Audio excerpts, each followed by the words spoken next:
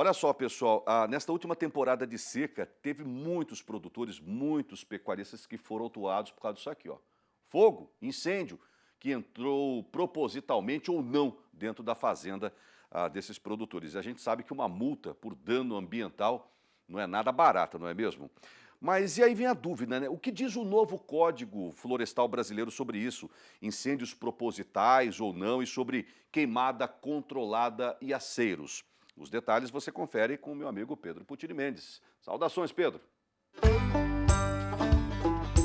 Saudações, estamos de volta com mais uma edição do Direito Agrário, hoje para falar de estiagem, fogo, dano ambiental e algumas orientações jurídicas. Nós fomos questionados por alguns telespectadores a respeito do controle de fogo na época de estiagem e as responsabilidades jurídicas por esses acontecimentos, como também sobre a necessidade de fazer os chamados aceiros, né, para se defender das queimadas, sem receber penalizações ambientais pela fiscalização, porque é necessário, no caso dos aceiros, derrubar algumas árvores para essa prática, né, com o objetivo de proteger até mesmo as áreas de preservação permanente, as APPs, né? Como diz o ditado, fogo de morro acima e água de morro abaixo, né? São de difícil controle e os morros são APPs. Bom, saudações ao telespectador, o Dr. Cláudio Moretson, né, de Belo Horizonte, Minas Gerais. Primeiramente, lembrando que o aceiro é aquele espaço desbastado de vegetação que se abre em torno das propriedades rurais para impedir a propagação do fogo realizado durante as operações de prevenção ou combate ao incêndio nas propriedades rurais, utilizando algumas ferramentas ou tratores, isolando as vegetações para que não haja a passagem do fogo. O aceiro também pode ser feito para a chamada queima controlada, que é autorizada por lei a depender da época, podendo também estar proibida durante a estiagem, que é muito comum. O Código Florestal ele determina no artigo 38 a proibição do uso do fogo na da vegetação, e ele cria uma exceção no inciso 2 desse mesmo artigo para queima controlada, né, em unidades de conservação, não de forma geral, mediante o plano de manejo e a aprovação do órgão gestor dessa unidade de conservação para garantir a proteção e manejo local onde hajam características ecológicas associadas à ocorrência do fogo, como por exemplo no bioma cerrado.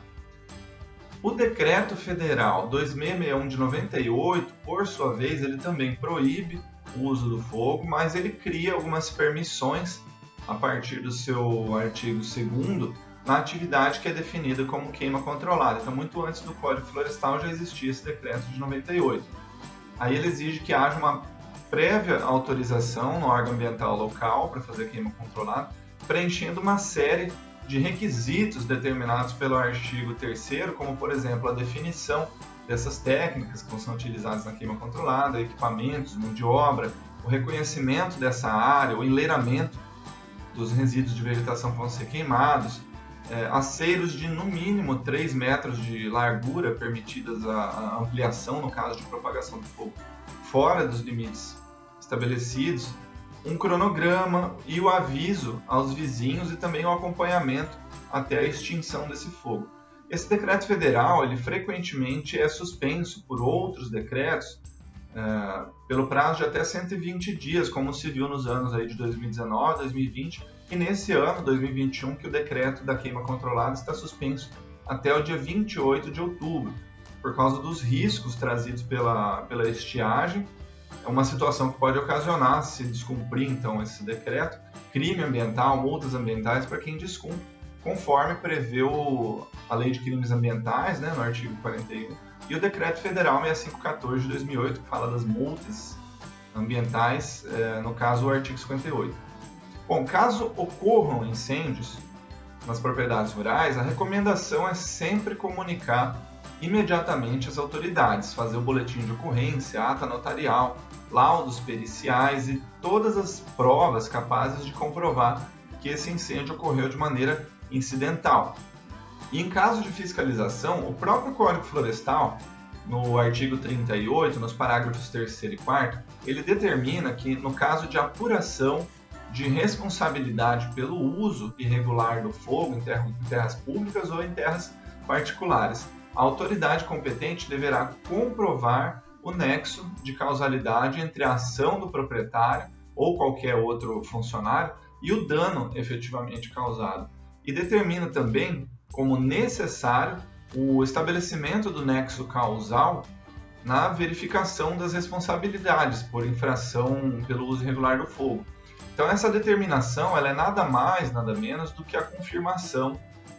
daquilo que nós chamamos de responsabilidade objetiva, que é característica das infrações administrativas, ambientais, as multas, e também dos crimes, já que por lei, nessas situações, as infrações administrativas e os crimes, é necessária a comprovação de autoria, ou seja, quem cometeu a conduta, o nexo causal e o dano, para que se possa atribuir essa responsabilidade a alguém. Enfim, com relação aos aceros, para evitar quaisquer outros mal-entendidos sobre essa prática em meio a um incêndio, além de cumprir as sugestões que nós acabamos de comentar aqui no quadro, vale também consultar o que diz o órgão ambiental de cada estado, porque as regras podem sofrer variações, como por exemplo, no Mato Grosso do Sul, a resolução do licenciamento ambiental, ela dispensa de licenciamento os aceros preventivos e em caso de queima controlada, também é dispensado licenciamento ambiental, mas nessas duas situações deve ser feito um comunicado ambiental ou a proposta técnica no órgão ambiental. E no estado vizinho, no Mato Grosso, um decreto estadual também dispensa de autorização na Secretaria do Meio Ambiente a construção e a manutenção de aceros, então varia de acordo com cada estado.